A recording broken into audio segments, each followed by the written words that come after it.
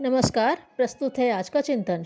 यूँ तो सभी बच्चे कुछ न कुछ हठी होते हैं, किंतु कुछ बच्चे तो इतने हठी होते हैं कि उनके माता पिता हर समय परेशान रहते हैं। उनके हठ की प्रवृत्ति यहाँ तक बढ़ जाती है कि वे हर बात के लिए हठ करने लगते हैं। जो बात साधारणतः पूरी हो सकती है, उसमें भी हठ के लिए कोई न कोई कारण निकाल लेते हैं। जैसे वह अपनी माँ से पैसे मांगता है और उसको इनकार किया जाता है, तब तो वह हठ करेगा ही। इसके विपरीत यदि पैसे दिए भी जाते हैं, तब भी वह उनके कम ज़्यादा होने के विषय में मचल उठेगा। यदि उसे 4 पैसे दिए गए हैं तो वह 6 के लिए हठ करेगा, और 6 दिए गए हैं तो 8 के लिए हठ करेगा। तात्पर्य यह है कि किसी इच्छा अथवा आवश्यकता की वह तब तक पूर्ण तुष्टि नहीं मानता जब तक किसी न किसी प्रकार हठ न कर ले। इसी प्रकार वह खाने पीने, पहनने ओढ़ने, उठने बैठने, खेलने कूदने आदि सभी साधारण एवं असाधारण सभी बातों में हठ का कारण निकाल लेता है। कभी कभी बालकों का यह स्वभाव हठ की परिधि लांघ कर निषेधात्मक प्रवृत्ति का रूप धारण कर लेता है। बालकों की यह प्रवृत्ति बड़ी खराब होती है। इस प्रवृत्ति के बालकों को संतुष्ट करना बड़ा कठिन होता है। साथ ही वे हठ पूरा हो जाने पर भी पूर्ण रूप से स्वयं से भी संतुष्ट नहीं हो पाते। किसी मांग को पूरी कराने के लिए हठ करना एक बात है, और मांग पूरी होने पर हेर फेर कराने के लिए जिद करना दूसरी बात है। ये दोनों बातें परस्पर भिन्न हैं। इस स्वभाव के बच्चे निषेधात्मक, विरोधात्मक एवं अस्वीकृतात्मक प्रवृत्ति के होते हैं, जिसका सुधार बड़ा दुस्साध्य होता है। बच्चों के हठी हो जाने के अनेक कारण होते हैं, जिनमें सबसे प्रमुख कारण है माता पिता द्वारा उसकी हर बात को तत्काल मान लेना, वह बात उचित हो अथवा अनुचित। बच्चे की ज्यों त्यों हर बात मानी जाती है, त्यों त्यों उसकी इच्छाएं बढ़ती जाती हैं। एक दिन ऐसा आता है कि उसकी हर इच्छा पूरी कर सकना अभिभावकों के लिए कठिन हो जाता है और इनकार करना पड़ता है। इधर बच्चा अपनी इच्छा पूर्ति का इतना अभ्यस्त हो चुका है कि इनकार होते ही उसको एक धक्का लगता है, जिससे उसे तकलीफ होती है, और उस तकलीफ को दूर करने के लिए हठ का सहारा लेता है। उसके लिए रोएगा, मचलेगा और तरह तरह के कलह क्लेश करेगा। कपड़े उतार लेगा, उनको नोचने लगेगा, स्कूल नहीं जाएगा, खाना नहीं खाएगा, बाल नोचेगा, सर पटकेगा और विविध प्रकार की ऐसी हरकतें करेगा जिससे अभिभावक घबरा कर, ऊब कर और मजबूर होकर उसकी इच्छा पूरी कर दे। किंतु जिन बच्चों को अपनी हर बात पर हमेशा इनकार सुनने को मिलता है, उनका हठ इस प्रकार का नहीं होता। उनका हठ कोई बाह्य आंदोलन का रूप न लेकर मन ही मन पलता रहता है, जिससे वे अंदर ही अंदर अपने अभिभावकों के प्रति विरोधी हो जाते हैं, जो आगे चलकर स्पष्ट रूप से एक साथ प्रकट होता है। उन्हें माता पिता से कोई विशेष लगाव नहीं रहता, और अधिकतर वे कुछ सयाने होते ही अपने कमाने और अलग रहने की बात सोचने लगते हैं। साथ ही अपनी इच्छा पूर्ति के लिए उनमें बुरी आदतें पैदा हो जाती हैं। वे किसी चीज़ के लिए पैसे चुराते हैं, खाने के लिए चीज़ें चुराते हैं, और कोई काम करने के लिए अभिभावकों की नज़र बचाते हैं। इस तरह एक प्रकार से उनमें चोरी एवं छिपाव का स्वभाव आ जाता है। हठी स्वभाव के बालक न केवल माता पिता के लिए ही परेशानी का कारण बनते हैं, अपितु पाठशाला में अध्यापकों के लिए भी एक समस्या बन जाते हैं। कभी कोई प्रश्न पूछे जाने पर यदि उन्हें उसका उत्तर नहीं आता तो चुपचाप खड़े रहेंगे और हाँ ना में कोई उत्तर ही नहीं देंगे। इसलिए हठी बनने से रोकने के लिए माता पिता को हर संभव उपाय करना चाहिए। माताओं को इस दिशा में अधिक सजग रहने की आवश्यकता है, क्योंकि छोटे बच्चों का अधिकतर संपर्क उन्हीं से रहता है।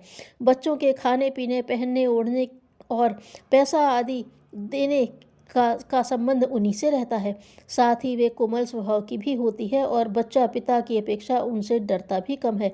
इसलिए माँ से हट करने में उसके पूरे होने की संभावना अधिक रहती है। जहाँ बच्चा किसी बात के लिए थोड़ा बहुत मचला या रोया, उनका कोमल दिल विचलित हो जाता है और बच्चे की मांग पूरी हो जाती है। उनको अपने मातृभाव के सामने यह विचार करने का मौका ही नहीं मिलता कि बच्चे की मांग उचित है अथवा अनुचित है, और यदि मांग अनुचित भी होती है तब भी बच्चे के प्रति प्यार अथवा उलझन से बचने और समय बचाने के लिए वे उसके हठ को जल्दी से जल्दी पूरा कर देती है। माताओं को चाहिए कि वे बच्चों के हित को ध्यान में रखकर अपने वात्सल्य का ऐसे अवसर पर नियंत्रण रखें। बच्चे की हर मांग की विवेचना करके उसे पूरा करें। यदि मांग उचित है तब भी तत्काल पूरा करने के बजाय इस ढंग से थोड़ी देर टाल कर पूरा करें, जिससे कि उसमें धैर्य रखने की प्रवृत्ति पैदा हो। बच्चे की मांग पूरी करने के लिए न तो तत्काल स्वयं अधीर हो उठना चाहिए और न इतनी टाल मटोल करनी चाहिए जिससे वह अधीर हो उठे। जहाँ तक संभव हो, बच्चे की अनुचित मांग को कदापि पूरा न किया जाए। इस विषय में अवश्य ही इतनी दृढ़ता बरती जानी चाहिए कि वह हठ छोड़ने पर मजबूर हो जाए, और यदि किसी कारणवश उसकी अनुचित मांग करने की मजबूरी ही आ पड़े तो उसे तत्काल पूरी न करके विलंब से उस समय इस ढंग से पूरी करनी चाहिए जिससे उसे हठ के विजयी होने का अनुमान न हो सके। इस प्रकार दो एक बार परास्त होने पर अनुचित बात के लिए उसका हठ शिथिल पड़ जाएगा। आवश्यकताएं तो बच्चे की भी हो सकती हैं। यदि माता पिता उसकी आवश्यकताएं पूरी नहीं करेंगे तो वह उसके लिए किससे अनुरोध करेगा। हर दशा में वह अपनी आवश्यकता अपने माता पिता के सम्मुख ही रखने को मजबूर है। ऐसी दशा में यदि उसे बार बार निराश होना पड़ेगा तो वह अवश्य हठी होने लगेगा। यदि उसके उचित हठ को भी डांट डपट कर मार पीट कर दबा दिया जाएगा तो उसका मन अवश्य अपने माता पिता की ओर से फिर जाएगा। वह अपनी आवश्यकता किसी से कुछ उधार लेकर अथवा मांग कर पूरी करेगा, जिससे उसका सम्मान दूसरों की ओर हो जाएगा। बच्चों के लिए यह स्थिति अच्छी नहीं होती। उसमें लोभ, लालच और याचना की प्रवृत्ति उत्पन्न हो जाती है। दूसरे लोग इसका लाभ उठाकर बच्चे को माता पिता के प्रति विद्रोही बना देते हैं। यदि मित्र नहीं तो कम से कम वैमनस्य मानने वाले लोग तो इसका फायदा उठाएंगे ही। इन बातों का ध्यान रखते हुए बच्चों की उचित मांग अवश्य मान लेनी चाहिए, किंतु इसमें भी इतनी जल्दी नहीं करनी चाहिए जिससे वह उन्हें बार बार तत्काल पूरी कराने का आदी हो जाए। बच्चे को हठी बनने से रोकने का सबसे अच्छा उपाय यह है कि उसकी आवश्यकताओं को स्वयं ध्यान रखा जाए और उनकी ठीक समय पर उसके बिना कहे ही पूरी कर दी जाए।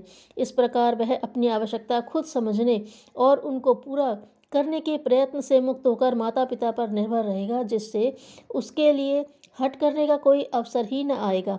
इसलिए उसकी उचित मांग को पूरा करते समय यह समझाने का प्रयत्न किया जाना चाहिए कि यह आवश्यकता उनकी क्यों थी और इस समय क्यों पूरी की गई, और अनुचित बात के लिए इनकार करते समय उन्हें बताया जाना चाहिए कि इस बात से उनको अमुक हानि हो सकती है, इसलिए उनके हित में उनकी अमुक बात नहीं मानी गई है।